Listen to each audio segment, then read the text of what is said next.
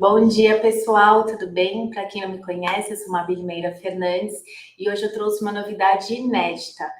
Aqui comigo, a doutora Mariana Risse, para falar um pouquinho sobre LGPD para crianças e adolescentes.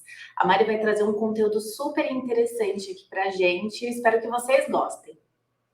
Bom dia, pessoal. Obrigada pelo convite. Imagina. Espero que a gente consiga fazer um bate-papo bem dinâmico aqui, bem legal, para vocês começarem a entender esse contexto novo de LGPD e espero que todo mundo goste. E a importância disso, né, Mari? Exatamente. Que até do ato que a criança entra na escola até quando ela é devolvida para o pai na saída, no drive, enfim, a LGPD ela está presente. Então é muito importante que vocês entendam um pouquinho, né, o que é essa lei, quais os fundamentos que ela traz e qual que é a realidade dela dentro da escola, que eu acho que isso é o mais importante, certo? Vamos lá? Deixa só a gente colocar aqui a apresentação. Bom, eu achei que o mais interessante para a gente começar a falar desse tema seria a gente entender se a LGPD, a Mabel já deu um spoiler aqui, mas se a LGPD se aplica à sua escola ou à sua instituição de ensino, tá? Então, o que a lei diz é que a LGPD vai se aplicar a todo o tratamento de dado realizado por pessoa jurídica, por pessoa natural. Pessoa jurídica inclui também pessoas de direito público ou de direito privado. O que significa que se você é uma associação, eu acho que é importante fazer essa ressalva. Exatamente, porque a gente tem tantas associações, instituições, né, que aí é o regime tributário que muda, enfim, mas que se aplica também. Exatamente. Então, a gente consegue perceber aqui que a lei adotou um escopo bastante amplo de aplicação, tá? Então, independente de você fizer o seu tratamento de dados em meio físico ou em meio digital, então, eu sei que existem escolas também que fazem os registros ainda totalmente de forma física ou de forma analógica. Isso não exclui a aplicação da lei, tá? Existe um mito, né? Isso, só porque eu faço aqui o requerimento de forma física, eu armazeno ali na minha gavetinha. Não. A LGPD também está presente nesses documentos, ainda que de forma física, ainda né? de forma física. Existe uma falsa...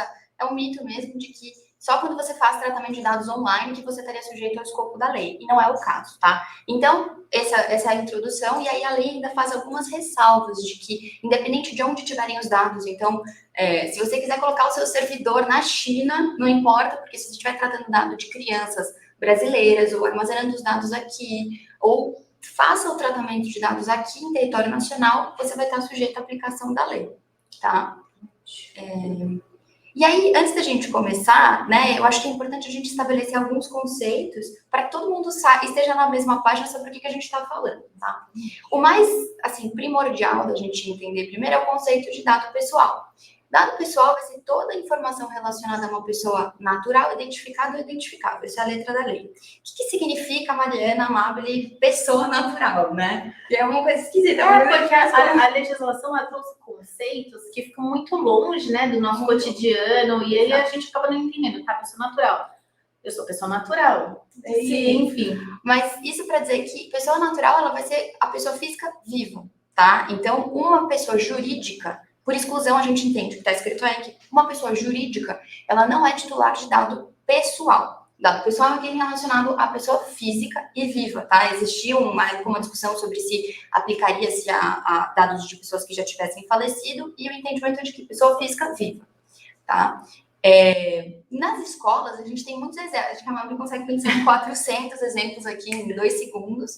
Mas a gente tem os nomes dos alunos, os nomes dos pais responsáveis e também, né? Inclusive, não é só dos dados dos responsáveis. Quando o pai coloca lá a autorização de saída e coloca o nome da avó, o RG, o CPF, isso também é amparado pela LGPD. Então, veja, olha a extensão disso no âmbito escolar. Então, assim, tem que ter muita atenção em qualquer coleta de dados, né? Exato. E depois, no próximo slide, a gente vai falar de o que é tratamento, né? Porque a lei vai se aplicar a isso, mas existem muitos verbos que a gente fala, né? Muitos verbos que são considerados atividades de tratamento e, portanto, aquela atividade tem que respeitar também as determinações da lei. Mas, então, existe esse conceito amplo de dado pessoal, e existe também o conceito que é uma categoria diferente, né? Um tipo de dado pessoal, que é o dado pessoal sensível. E A gente já conversou aqui um pouquinho antes que também isso está muito presente na realidade das escolas. Se a gente pensar, por exemplo, em escolas que tenham um cunho religioso ou escolas em que, no caso de professores, né, tem um sindicato bem forte, Sim. dados de filiação sindical, dados relacionados à origem étnica, à convicção religiosa, à saúde. Então, por exemplo, aqueles relatórios falando que essa criança tem uma alergia. Agora, assim, principalmente em relação ao Covid, né? Muitas pessoas confundem agora essa questão da obrigatoriedade da apresentação da carteira de vacinação por conta do Covid. Essa obrigatoriedade, gente, esse pedido, essa solicitação, a escola pode pedir há muito tempo. Existem hoje mais ou menos 11 vacinas obrigatórias no Brasil que devem fazer parte da vacinação das crianças. Então, assim, carteira de vacinação, eu vou pedir por conta do Covid. É um dado pessoal sensível, que deve ser olhado com muito cuidado, com muito carinho, vamos dizer assim, né? Isso. Esse rol de dados, assim, sensíveis, ele não é taxativo, mas para a gente colocar em poucas palavras, o dado sensível é todo aquele que é capaz de gerar algum tipo de discriminação para o seu titular. Então, por isso que tem essa listagem aí, mas às vezes a gente consegue identificar dados pessoais pelo contexto, né? Então, a gente tem esses exemplos, mas pode ser que tenham outros também. E por que isso é importante? Porque quando a gente estiver falando de dado pessoal sensível, existem autorizações legais para tratamento que são um pouco mais restritivas, justamente porque o legislador se preocupou com essa possibilidade de discriminação, tá? E aí, como a gente tinha falado, agora a gente vai falar, como eu tinha anunciado, agora a gente vai falar do conceito de tratamento. Então, lá no começo, quando a gente falou do escopo de aplicação da lei, eu disse que se aplicavam a todo o tratamento de dados realizado em território nacional, quando o titular fosse nacional ou quando fosse realizado aqui. Tratamento, assim, só pelo tamanho do artigo a gente já consegue perceber que é um conceito bastante amplo também, tá? E até difícil, às vezes, colocar essas palavras, essas pequenas palavras na realidade. Então, acho legal, Mari, trazer um tipo de um tratamento. Por exemplo, vamos escolher uma palavra aqui, vamos trazer para a realidade da escola, por exemplo. Tá, vamos pensar, por exemplo, na palavra acesso. Sei que existem escolas que têm um sistema de cadastro ali dos alunos, ou para armazenar. Catraca, vamos lá. Catraca. Bom, esse depende de como é feito o acesso, né? O acesso das crianças, mas se crianças e adolescentes, né? Mas o controle de acesso, por exemplo, feito através das catracas, dependendo do tipo de controle que estiver sendo realizado, seja ele físico, então, seja se tiver uma pessoa ali falando, você é fulano, você é ciclano, você pode retirar essa criança porque você é o responsável que está cadastrado.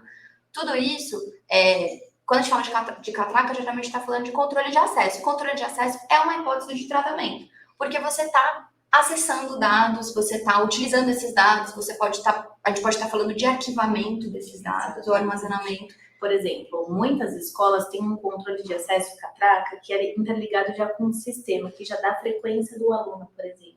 Isso é armazenado. Por quê? Porque isso é obrigatório. A criança tem que ter 75% de frequência, enfim.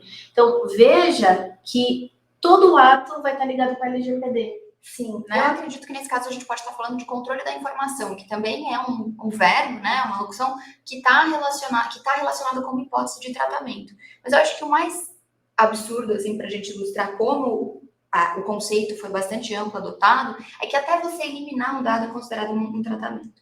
Então, suponha que a escola já não tenha mais a intenção de manter aquele dado, mas ela precisa eliminar, porque algum titular de dados pediu, ou porque ela está fazendo ali não faz mais sentido o controle também. Do arquivo morto dela. Até eliminar é tratar dados. Então, acho que está bem claro aqui por que a gente trouxe esses conceitos. Agora que eu acho que está todo mundo na mesma página em termos de conceito, por que é importante essa escola se adequar, né? Existem 3 grandes motivos que a gente vai falar aqui, Amabile. Fica à vontade também para você pensar em alguma outra coisa. Mas acho que a primeira e a mais importante não é assim, eu vou ser sancionado, vão me aplicar uma multa. Eu acho que no começo todo mundo ficou muito preocupado com a questão da multa, né? Porque, enfim, é uma multa pesada. A gente é o próximo. Vamos ser realistas. Então, não é só isso. Exato. É além. Além. O que eu acredito hoje que seja um dos motivos mais interessantes para você fazer a adequação da sua escola ou instituição financeira primeiro, porque o mercado já começou a se adequar todo, e aí o projeto de adequação ele inclui a adequação de contratos. Então, os fornecedores eles estão sendo escolhidos, né? assim. Então, muitas vezes você pode deixar de matricular um aluno ou perder um fornecedor, perder a chance de ser um fornecedor, porque o seu contratante ou o pai já está ciente da lei, ou o seu contratante já se adequou, e ele só vai se relacionar com pessoas que estejam no mesmo nível de adequação que ele. Ainda mais porque hoje a geração é totalmente tecnológica, né? Exatamente. A criança ela já nasce no iPad, no iPhone, enfim, e outros meios digitais aí. E o pai, ele tá muito preocupado com isso. Exatamente. Né? Então, entre escolher uma escola que está em adequação, já está adequada, exato, e uma escola que não, muito provavelmente, se você não estiver, você vai... Aqui, a escola que tiver, ela vai ter uma vantagem competitiva sobre as demais, tá? Então, acho que esse é o primeiro motivo, assim, da gente frisar. O segundo é a prevenção de incidentes e ações judiciais. O que está acontecendo? O que acontece no projeto de adequação? Qual que é o fluxo de trabalho? A gente vai falar detalhadamente sobre isso um pouquinho mais para frente, mas a gente acaba tendo que olhar muito para dentro e revisar muitos processos. E quando a gente faz isso, né, de revisar os nossos processos, a gente consegue encontrar fragilidades que existam ali, e com isso a gente já mitiga, já previne antes de acontecer. Um vazamento de dado, ou até um tratamento que viole a lei e que depois pode enveredar para uma ação judicial. A gente sabe que os contratos de ensino, eles são contratos de consumo, e uma das justiças que tem tido mais incidência de ações relacionadas à LGPD é a de consumidor e a trabalhista, que também a gente tem que se preocupar com as contratações dentro da escola, porque não só os nossos pais responsáveis, os crianças e adolescentes são titulares de dados, mas também todas as pessoas que trabalham ali. Exato. Todos são responsáveis por zelar destes dados, né? Exatamente. Por isso que quando a escola está se adequando à LGPD, a gente gosta de falar que é um trabalho multidisciplinar. Com certeza. Né? Com certeza. Porque é importante que cada um entenda a importância disso. Então, é muito comum, Mari, agora, crianças especiais. Eu vou trazer um caso dessa semana que a gente teve uma consulta, tá? Tem uma consultoria externa da escola para tratar especificamente de um grupo de crianças autistas. Essa consultora chegou na escola e falou assim, olha, eu vou criar um grupo de WhatsApp para cada um dos alunos, comigo, com as professoras, com a coordenação, só para a gente tratar desse aluno. O cliente nos liga e eu falei, não pode. Além de eu ter uma questão trabalhista, tem a LGPD, é a troca de dados daquela criança. E dados sensíveis, né? Porque exatamente. Você já está colocando a criança, já tem um diagnóstico ali, né? Exato, então veja como isso é complexo e a extensão disso tudo, né, Mari? Coisas que são triviais, assim, que a gente está muito acostumado a fazer, que agora a gente vai ter que parar para olhar para o próprio umbigo e avaliar. E refletir. Exato. Então, acho que o terceiro motivo aqui, passando por esses dois, é, como a gente começou falando, as prevenções de sanções administrativas, né? As multas, que é o que mais preocupa o pessoal, elas variam de 2% do faturamento da empresa até 50 milhões de reais por infração, o que significa que se eu tiver uma violação em relação a mais de um verbo de tratamento, tá? São infrações diferentes e que eu posso ter 50 milhões por infração, o que é bastante pesado. A gente ainda não... essas não são as únicas sanções que tem, a gente tem também publicização das violações, o que pode gerar um dano reputacional, que também é uma preocupação, às vezes, para muitas escolas. Eu acho importante, Mari, trazer um exemplo disso, por exemplo, na escola. Se ela tiver que colocar, por exemplo, no site dela que vazou um dado. Isso é horrível, acho que seria muito ruim. Exato, então veja... a infração, a sanção, ela pode ser interna, vamos dizer assim, mas ela também pode ter que ser externa, colocando, por exemplo, no seu site que houve um vazamento de dados. Exato, daí exatamente isso, publicização da infração, às vezes, e que isso ainda não aconteceu em nenhum caso na prática, mas vai ser isso, eles vão, provavelmente a autoridade vai mandar você publicar em algum jornal de grande circulação, ou no seu próprio site, e isso é muito ruim do ponto de vista reputacional, tá? Também outra possibilidade de sanção é o bloqueio da atividade de tratamento. Então, a autoridade nacional, ela pode chegar para a escola e falar, você não pode mais tratar esse dado porque você está multado aqui, eu estou te autuando e você vai ter que parar de tratar esses dados. O que também é muito ruim, porque dependendo de quais dados a gente estiver falando, não tem né? como você continuar trabalhando, sabe? Exatamente. Embora as sanções administrativas já estejam em vigor, o que significa que elas podem já ser aplicadas, a gente ainda não teve a publicação das regras de dosimetria. Eu não sei se aí vale a gente dar uma explicada, né? Dosimetria é como é que você vai dar a César o que é de César, entende? Então, é como se fosse uma modulação, né, de severidade para você aplicar de forma justa, porque a autoridade não pode, ao bel prazer dela, aplicar o que ela quiser. Vamos pensar num exemplo bem simples aqui. Matar alguém. Eu posso matar alguém com uma faca, com uma arma, sufocada, com fogo. Dependendo, sem querer. Dependendo da forma, a pena aplicada vai ser um pouquinho, um pocão, um muitão. É mais ou menos isso é a dosimetria, a grosso modo, mas só para a gente trazer algo muito banalizado, muito palpável, né? Isso. Mas é palpável. Então, a mesma lógica se aplica aqui. Que a gente espera que a autoridade publique essa resolução, mas ainda vai demorar, porque ainda tem que passar por consulta pública e tal.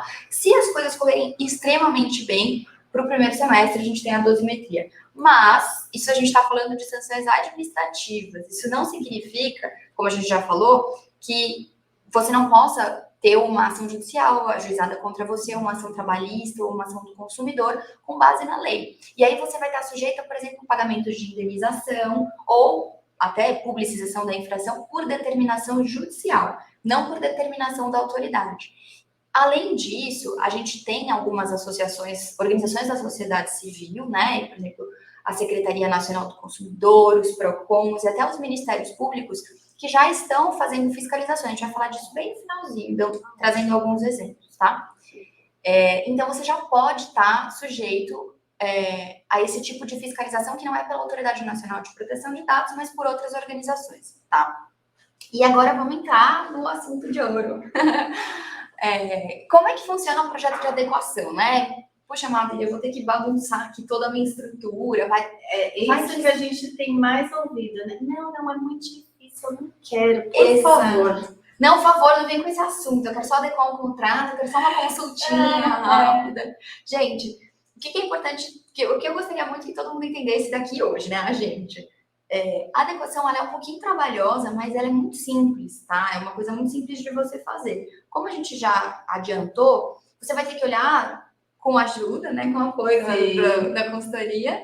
Você olha para o seu umbigo e você vê se a gente está atendendo todos os princípios e fundamentos e direitos e hipóteses legais da Lei Geral de Proteção de Dados.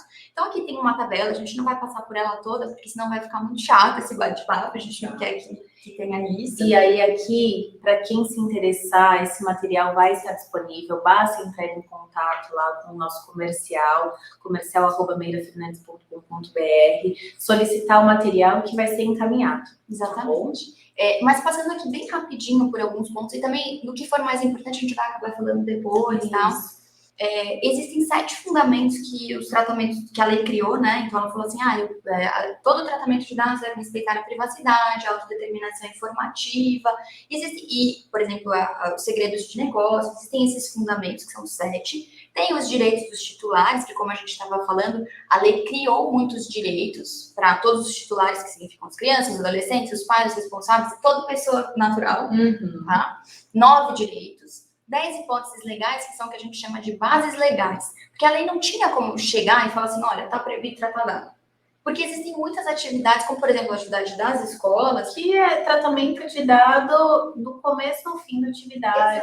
Para fazer um contrato, claro. Para fazer um contrato, você precisa tratar dado. Para fazer uma contratação, você precisa tratar dado. Para fazer uma demissão, você precisa tratar dado. Tá tudo, é impossível que isso fosse feito. Então, o que a lei fez? Olha, vocês podem tratar dados, porque não teria como ser diferente, desde que esse tratamento, aí a gente volta a avaliar os verbos, desde que este tratamento esteja enquadrado em algumas dessas 10 hipóteses legais. Então, a gente tem lá consentimento, legítimo interesse, cumprimento de contrato ou de procedimento preliminar para cumprir o contrato, tutela da saúde, que foi muito utilizado no caso do Covid, tá? Então, aí são 10 hipóteses legais. E 10 princípios. A gente tem o princípio de finalidade, de adequação, segurança. Maria, eu acho que aqui é importante trazer um pouquinho dessa realidade, porque a escola, quando faz esse trabalho, né, multidisciplinar, é muito importante a análise disso. Exatamente. Né? O que eu estou tratando? Para que eu estou tratando? Qual a necessidade disso?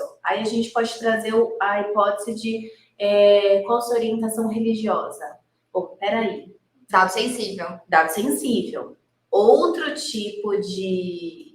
ele é mais rigoroso, né, Mari? Para dado sensível é mais rigoroso, mas de qualquer forma a gente vai ter que passar por essa autoanálise de assim, eu realmente preciso desse dado? Exatamente. Para quê? Por quanto tempo que eu vou manter ele? Porque isso tudo é atendimento aos princípios. Um dos princípios, eu acho que talvez seja o que seja um pouquinho mais chatinho da gente pensar, é o princípio da necessidade, tá? O que a lei fala? Que você só pode tratar os dados para uma finalidade específica e só pode, para aquela finalidade, coletar os dados que sejam estritamente necessários para você chegar no seu objetivo, tá? E desde que os dados que você escolha também sejam adequados. Exatamente. Tá? O que isso significa? Significa que existem várias opções para eu tratar um dado. Eu posso coletar o nome do pai, da mãe, da avó, eu posso coletar a orientação religiosa, mas eu realmente preciso de tudo isso para atingir minha finalidade. Se a minha finalidade é só fazer uma matrícula, tá? Com todas as complexidades que isso tem. Eu preciso mesmo de tantos dados. Às vezes a gente repara nos projetos de adequação que aquilo só está sendo feito daquele jeito porque sempre foi assim. E não porque efetivamente tem uma necessidade, tá? Então, parte dessa autoanálise que a escola vai ter que fazer dos seus processos é realmente raciocinar, assim, refletir sobre se aquilo é realmente necessário para atingir a finalidade. Então, primeiro tem que definir qual é a minha finalidade. E assim, o que a gente gosta de trazer orientação religiosa. Se a resposta já vem automaticamente, provavelmente ela vai ser necessária. Então, assim, quando a gente está falando de uma instituição que é religiosa e ela precisa determinar, católica, vamos supor assim, e ela precisa determinar quantas pessoas ela precisa dar estudo religioso. Entendi. É necessário, Existe porque eu vou necessidade. fazer uma grade para aquilo, né? Agora, eu sou uma escola que não tenho esse perfil. Para que eu tô fazendo isso? Né? Sim. E até no caso das escolas, as escolas que têm um caráter religioso, uma vez que você tenha determinado a sua grade, em tese você já não precisa mais daquele dado. Eu posso descartar. Você já pode descartar. E isso, inclusive, está alinhado com o princípio da segurança, porque quanto mais dados você tem, mais coisas você tem que vigiar, né? Exatamente. Um volume maior de informação que você tem que vigiar. Então, um dos princípios também é o princípio da segurança, tá? Então, eu acho que aqui a gente dá para passar rapidinho por cada um. Por exemplo, o princípio da prevenção. Eu entendo que estar nesse lugar de preciso cumprir a minha finalidade, vou deletar, está muito relacionado com a prevenção, tá? Outra coisa que é bastante importante para a gente falar, em termos de princípio, e depois a gente muda, é o princípio da transparência.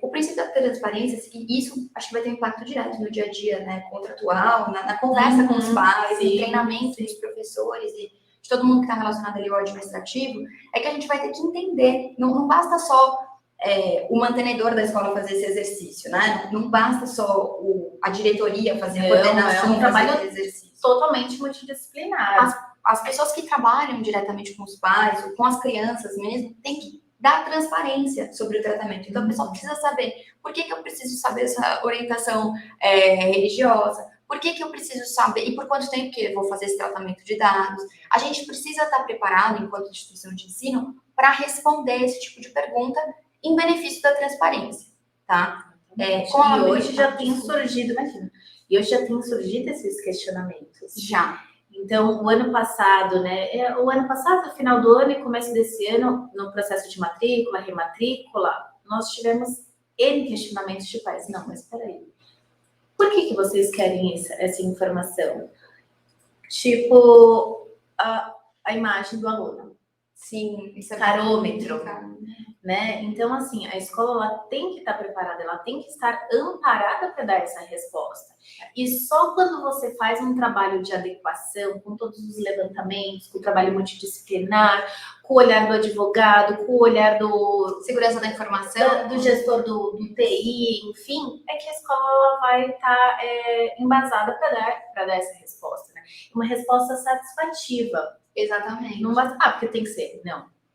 Tem que ser, a gente tem que tratar bem o titular de dados, Exatamente, né? E aí a gente está falando de pais responsáveis, tem que tratar bem essas pessoas, tem que, na prática, assim, a gente, no âmbito do projeto de adequação, a gente cria procedimentos. Então, como é que a coordenação vai ter que responder no caso de ela ser questionada por um pai de algum aluno sobre quanto tempo que aqueles dados vão ser mantidos? Pode ser uma resposta do, olha, a sua pergunta, o seu questionamento vai ser avaliado e a gente vai voltar com você na brevidade possível. Exatamente. Mas é necessário que haja um procedimento escrito para isso, tá? Até porque a legislação ela é bastante procedimental.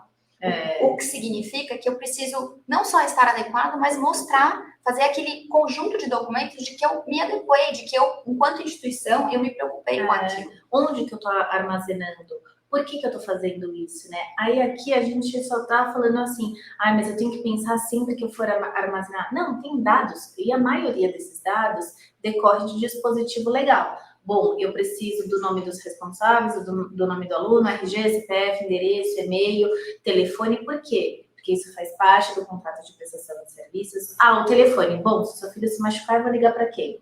Olha a necessidade disso. O histórico médico, né? O histórico médico, exato. Então, assim, e além disso, como que eu vou fazer o histórico escolar da criança para mandar para a diretoria de ensino? Como eu vou fazer a inclusão dela no GEDAI se eu não tiver essas informações?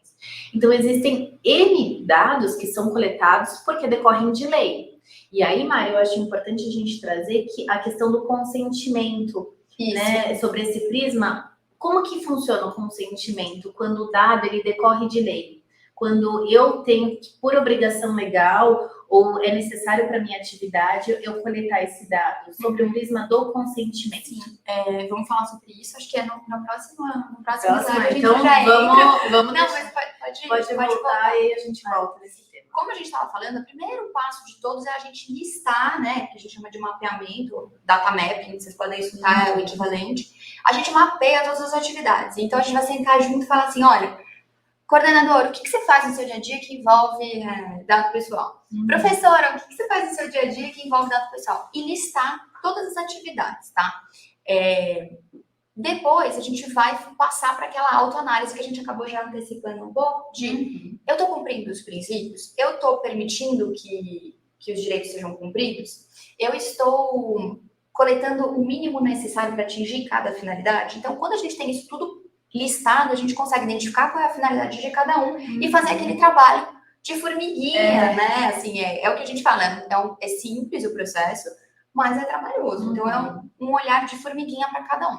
Então, o segundo passo, depois de listado tudo, é avaliar se os tratamentos têm uma base legal. Uma das bases legais é o consentimento, a gente vai detalhar. Se eles atendem os princípios, enfim, cada um daqueles itens da tabela que a gente passou, tá? E, principalmente, se a gente tem, enquanto instituição de ensino, condições técnicas e organizacionais para atender algum pedido de titular. O que significa dizer que não adianta eu responder super bem para o meu titular, ter um procedimento bonitão lá escrito, se eu não tiver um sistema de TI, por exemplo, que me permita efetivamente excluir o dado, se eu for solicitar. Sim. Tá? E organizacionais são os procedimentos, é o treinamento do staff, de todos os funcionários que estão envolvidos, para a gente saber como endereçar esses pedidos e realmente cumpri-los, tá? Porque, às vezes, a gente tem mais de um sistema e tem dados que estão em um e dados que estão em outros. Às vezes, a gente tem o WhatsApp da sala, entendeu? E ali podem circular muitos dados pessoais também, tá? E agora, entrando especificamente no que a Mami falou, sobre bases legais, tá? No caso de crianças e adolescentes, o legislador reconheceu que eles estão em uma fase peculiar de desenvolvimento e que, portanto, a gente tem sempre que agir no melhor interesse dessa categoria. Então, a gente tem lá as bases legais para tratamento de dados normais e hipóteses específicas para tratar dados de crianças e adolescentes. O que a gente tem aqui é o que a gente chama de cláusula geral, tá? É a cláusula geral do melhor interesse do menor. Como essas crianças, de novo, estão nessa fase de desenvolvimento da personalidade, ainda não têm autonomia, geralmente a gente tem que, eles embora tenham todos os direitos das pessoas normais, os mesmos direitos fundamentais, chama teoria da proteção integral, isso. Eles não têm a plena capacidade. Exato, eles não têm capacidade de exercer esses direitos diretamente, o que significa que papai e mamãe têm que atuar em nome deles, entendeu? E é por isso que a gente está falando aqui de, primeiro, avaliar se o tratamento do dado de uma criança ou de adolescente está sendo feito no melhor interesse dela. Tá? E não do papai e da mamãe. Isso. E depois a gente passa para as bases legais. No caso de tratamento de dados de crianças, a gente tem muita tranquilidade em dizer que o consentimento parental vai ser a base. Exatamente. A base que eu brinco que é uma base legal popstar. Assim. A gente sempre fala muito de consentimento quando fala de dado de criança, tá? Agora, existem também hipóteses em que você está cumprindo uma obrigação regulatória, uma obrigação legal, por exemplo, eu tenho que compartilhar os dados dos meus alunos para fins de fazer um censo do MEC. Então, a gente compartilha, é uma obrigação legal, tá? No caso de adolescentes, existem algumas divergências, porque a lei não fala expressamente sobre a necessidade de você ter um consentimento parental para tratar dado de adolescente, tá? Mas ainda é nebuloso, né, Mari? Isso. Então, assim, adotando um posicionamento conservador, crianças e adolescentes utilizem o consentimento parental por via das dúvidas. Exato. Né? E existem as outras bases legais, a gente, na verdade, é difícil falar em abstrato, porque a gente tem que avaliar qual que é a hipótese, e a gente só consegue fazer isso tendo lá o nosso mapeamento, tá? Aqui a gente trouxe os artigos da Constituição e do Estatuto da Criança e do Adolescente, só para ilustrar que isso é reconhecido já de forma ampla. Então, que a lei nada mais fez do que adotar essas teorias que já existiam antes. Então, aqui é o que eu estava falando, tá? O tratamento da criança, no artigo 4 do dado pessoal de criança, tem que ser feito no melhor interesse dela, e não do pai e da mãe, tá? Existem algumas hipóteses em que você pode dispensar esse consentimento, por exemplo, a criança passou mal, eu preciso o contato do pai e da mãe para avisar que a criança tá ruim. Mas, de qualquer forma, a gente não pode armazenar esse dado, é super específico, tá? E é justamente por existir todo esse conceito nebuloso que é muito interessante da gente fazer um documento que chama relatório de impacto. Dentro também daquela lógica de lei procedimental, de documentar os meus processos, documentar a intenção da escola, né? De fazer tudo bonitinho, a gente tem um relatório de impacto, que é um relatório em que você vai listar os verbos de tratamento e você vai falar, olha, para essa atividade de tratamento, eu entendo que o melhor interesse da criança é XYZ por tais motivos, e o que eu vou fazer enquanto escola para mitigar os riscos inerentes. Então, tratar dados de criança e adolescente é uma atividade de risco, né? É um pouco mais arriscado do que você tratar o dado de um adulto. Então, o que eu estou fazendo enquanto instituição para mitigar esses riscos? Eu tenho um sistema de TI robusto. Eu treinei todo o meu pessoal. O que efetivamente a escola fez para preservar aquele dado, né? Para que ele não vazasse, que ele não tivesse uma má utilização. Então, isso tudo. E até aqui, Mário, eu acho importante a gente trazer, por exemplo, quando a escola resolve fazer uma parceria, vamos trazer escolas de inglês. Existe muito essa questão de parceria com escolas de inglês. Bom, peraí, eu vou passar a lista dessas crianças e adolescentes para a escola. Como que eu faço isso? Será que eu estou preservando? Será que o melhor interesse da criança está sendo preservado? Então, ou eu estou pensando no interesse do parceiro. Exato. Né? Então, tudo isso é um momento de refletir. Exatamente. Né? Exato. Depois que a gente fez isso, a gente tem que identificar quais são os tratamentos que estão em desconformidade. Então, eu acho que eu compartilhar os dados de todos os alunos com a escola de inglês diretamente, talvez não seja legal. Talvez não seja muito proporcional para a minha finalidade. Né? Então, identificadas essas desconformidades, a gente vai ajustar os processos que precisam, mas sem perturbar o dia a dia de ninguém. Vamos frisar aqui.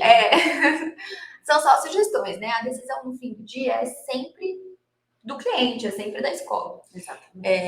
Mas então a gente cria processos para mitigar os riscos, a gente vai sugerir alguns ajustes. Dentro da realidade de vocês vão falar, olha, Mariana, não dá para tocar, ou dá para sim, a gente segue desse jeito conforme sugerido, tá? Neste ponto do projeto de adequação, a gente tem um momento de olhar para dentro e ver que a gente não está tratando os dados necessários. Então, às vezes, importante este é o momento de eliminá-los, tá? Este também é o momento da gente editar os nossos contratos de trabalho, os contratos de prestação de serviço, adequar os procedimentos para abertura da matrícula, para análise da matrícula, tá? principalmente no sentido de incluir esses consentimentos nesses documentos. Exato. E no sentido de dar a transparência, da qual a gente já comentou antes, da transparência. Então, eu vou ter que colocar lá no meu documento todos esses motivos, tá? Olha, eu preciso desse dado por tanto tempo, eu posso compartilhar esse dado com tal pessoa para esta outra finalidade, ele vai ficar armazenado aqui na escola por X período de tempo, porque eu tenho uma obrigação legal, enfim. Normalmente a gente diz, por exemplo, histórico escolar é perpétua. Para fins de cobrança, 5 anos. Então, Depende, é caso a caso. E eu posso ter que aquele dado ele vai ficar armazenado de forma perpétua. O mesmo dado, às vezes, ele vai ser de forma perpétua ou por 5 anos. Então, é um trabalho que a escola, muitas vezes, ela não vai ser capaz de fazer sozinha. Exatamente. Né? Porque tem um olhar legislativo, legal, jurídico muito forte. Tem, né, e tem margem, como a gente disse, existem algumas coisas que ainda estão nebulosas, porque, afinal de contas, a lei é bastante recente. Exatamente. Então, a gente precisa de uma análise jurídica, uma análise de TI, muitas vezes, de uma consultoria externa, alguém que dê uma bússola, assim, tá? Então, nessa fase, são os aditamentos de contratos também, que são super importantes, contratos com fornecedores, contratos de trabalho, por aí vai. A organização dos documentos mesmo, tá? E depois a gente cria mecanismos, como a gente já comentou antes, foram criados muitos direitos dos titulares, a gente cria mecanismos para que a gente esteja tecnicamente, organizacionalmente, preparado para responder essas solicitações, tá? Como a gente, acho que até já falou no começo, deu uma pincelada, não são só os pais, alunos e crianças e adolescentes que vão ter direitos. Os professores, o pessoal que é CLT ou que é prestador de serviço, também é titular de dado. Então, a gente tem que estar preparado para responder tanto um quanto o outro. É comum, às vezes, os clientes negligenciarem um pouco o fornecedor, né? E quem trabalha lá dentro, né? Porque a gente fica tão preocupado com o cliente que a gente esquece que a gente tem clientes internos também, nesse ponto. E aqui vale muito a pena a gente trazer a própria questão da pandemia, né, Mari? Das aulas remotas. Isso. Isso ficou muito evidente ali na relação de trabalho. Bom, eu tenho meu professor numa sala de aula remota, onde a imagem dele, a voz dele está sendo divulgada, ela está sendo tratada. Isso. De N formas. E às vezes o professor ele foi contratado para uma carga horária, mas de repente aquela aula vai ficar gravada e vai ser acessível por muitos para sempre, às vezes, né? Tem gente que se propõe na escola deixar lá, deixa gravado.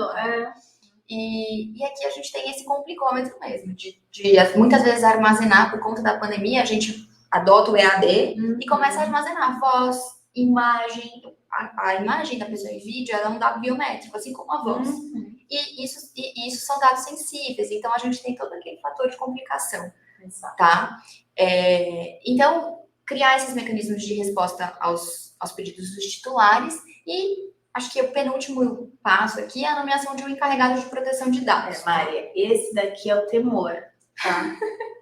É o pânico. É o pânico. Meu Deus, como que eu vou ser o encarregado se eu não tenho, eu não sei, às vezes, nem trabalhar no Excel, como que eu vou fazer? Não, vamos lá. Não tem problema a gente nomear um passo para trás, vou dar. O encarregado, ele serve para atuar como um ponto de contato entre os titulares e a empresa e entre a Autoridade Nacional de Proteção de Dados e a empresa, né? A escola ou a instituição de ensino. Mas não tem problema você terceirizar, inclusive isso é até bom em muitos casos, porque a gente evita situações de conflitos de interesse. Então, suponha que a mesma pessoa que é responsável pelo orçamento seja também o encarregado de dados pessoais, o diretor financeiro, enfim. Nesse caso, o encarregado ele não vai ter autonomia gerencial necessária para ele atuar, para ele desenvolver a função dele com liberdade, porque ele está vinculado a um orçamento que ele mesmo que faz, ou ele mesmo que aprova, e às vezes alguma recomendação do encarregado vai impactar no orçamento. Vai ser parcial, vamos dizer assim. Isso, a gente não tem a imparcialidade necessária.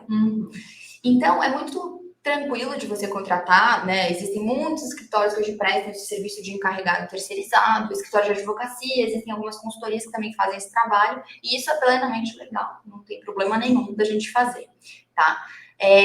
O que pode acontecer nos próximos meses? A Autoridade Nacional, ela tem publicado vários guias, várias resoluções, ela tem trabalhado bastante. E a última resolução que foi publicada é uma que fala de agentes de tratamento de pequeno porte. O que isso significa? Que esses agentes que são considerados de pequeno porte, aí tem uma limitação de orçamento, eles, em algumas hipóteses, eles não vão ser obrigados a nomear o encarregado, tá? Porque até então, da forma como a lei estava escrita, todo mundo tinha que nomear encarregado. Mesmo olha aí, Simples Nacional, pipoqueiro. Então, que bom. Só que o que acontece? Essa resolução, ela saiu um pouquinho deficitária, né? A gente ainda não tem muita clareza sobre quem que pode fazer uso desse regime, e o fato de a gente estar falando de crianças e adolescentes torna a atividade, de certa forma, um pouco arriscada. Então, a gente está aí nos próximos meses na expectativa de que novos guias sejam lançados e que daí a gente consiga enquadrar ou não os agentes de tratamento como agentes de pequeno porte, independente, apesar do tratamento de dados de criança e adolescente, tá?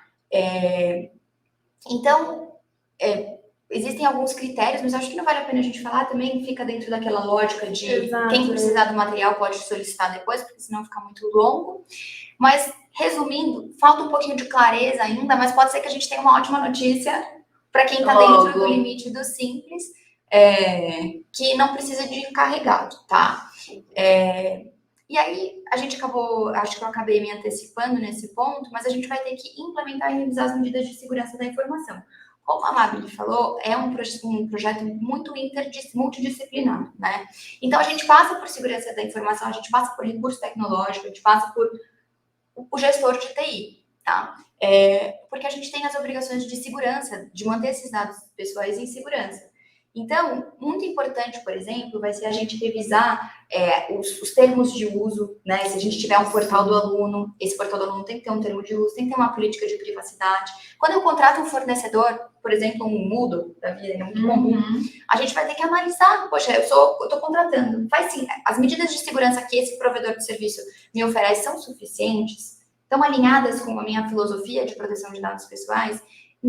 Isso tudo passa por implementação de segurança da informação, tanto documento quanto sistema mesmo. Às vezes eu tenho um sistema, uma parte eu faço física, uma parte eu faço digital.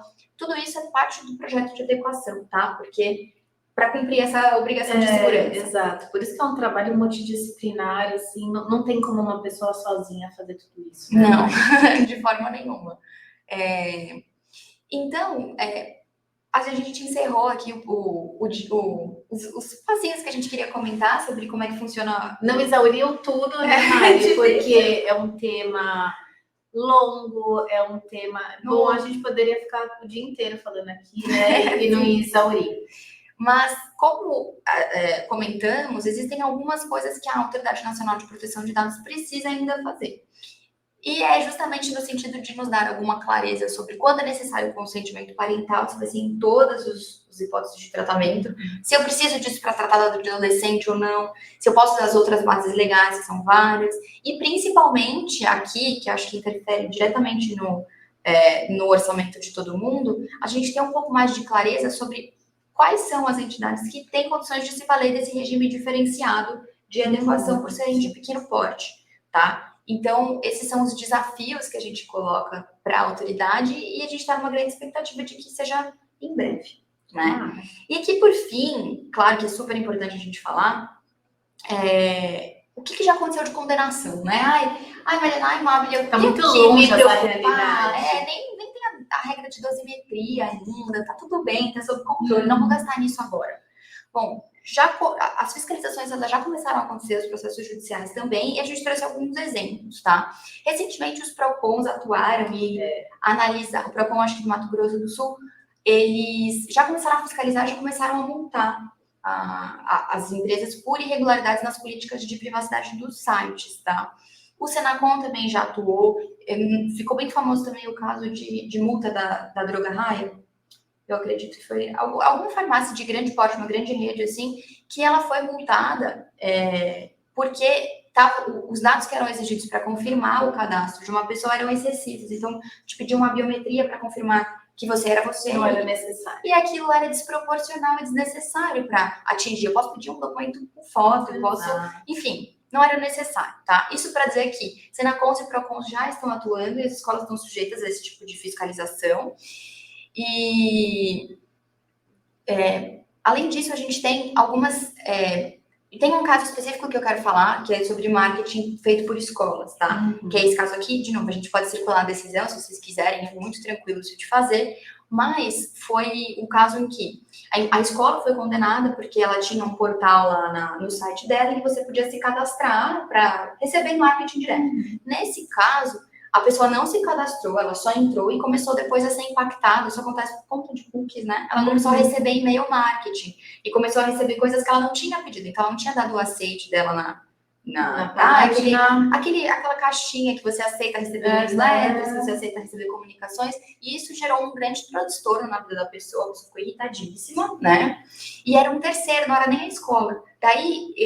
eu achei legal trazer esse caso para vocês, porque é a importância da gente pensar nos nossos fornecedores também, tá? Nesse caso, não foi nem a escola que estava disparando marketing, era um parceiro dela, e houve uma condenação ao pagamento de indenização para essa pessoa que se sentiu lesada. Olha só. Aqui a gente tem também, para encerrar, o caso da Cyrela, que foi a primeira empresa brasileira que foi condenada por vazamento de dados. A Cyrela foi condenada a pagar R$10 mil de indenização para o cliente que teve os dados não vazados, né, mas transferidos sem a autorização dele. O que aconteceu foi que um cliente fechou a compra de um apartamento e isso, infelizmente, é muito comum, né, de você compra um imóvel e aí aqueles empreendimentos, né, que estão saindo e depois você começa a ser impactado com publicidade direcionada ou você começa a receber, você vai no estande, você começa a receber ligação de corretor, mas nesse caso a pessoa começou a receber marketing para ela comprar os móveis. Então, se sentiu significou que compartilhou os dados com uma empresa. Exato.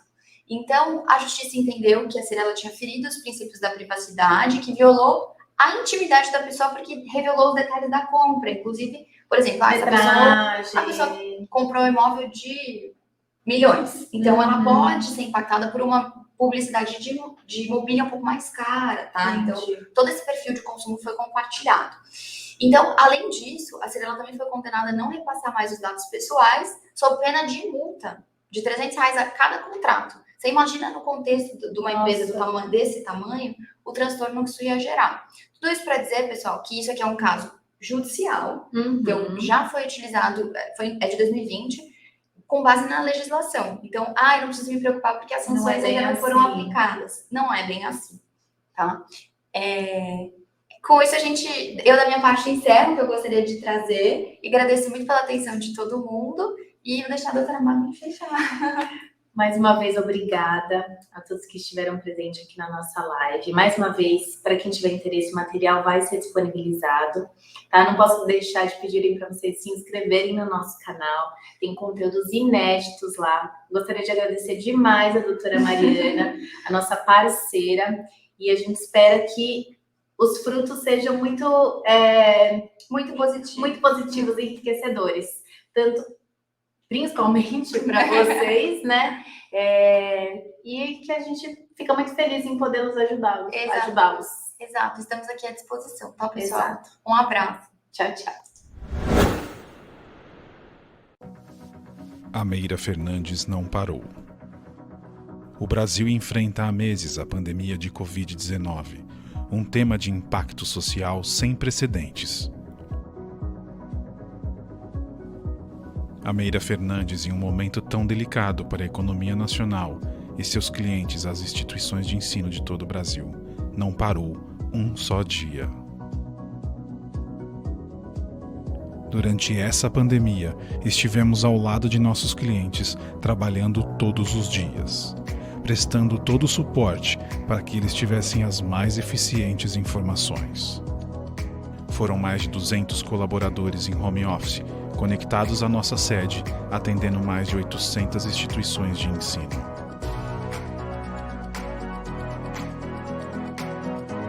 Mais de 30 orientações preventivas produzidas e enviadas aos mantenedores e suas equipes.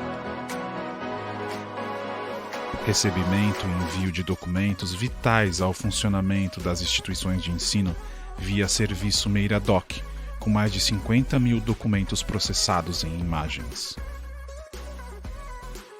Especialistas produzindo material e solucionando dúvidas de nossos clientes todos os dias durante o isolamento social.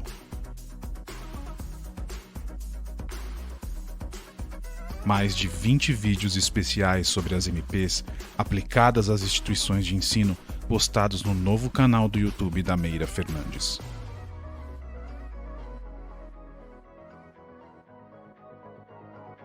Suporte contábil, fiscal e trabalhista durante todos os dias da pandemia e implantações em novos clientes acontecendo simultaneamente. A Meira Fernandes, durante a pandemia, não parou. Nos preparamos durante anos, investindo em tecnologia e capacitação para estar sempre ao lado de nossos clientes. Oferecemos um suporte eficiente e uma parceria verdadeira que os 40 anos de atuação de mercado chancelam com crescimento e expansão. Consulte a Meira Fernandes. Temos uma solução adequada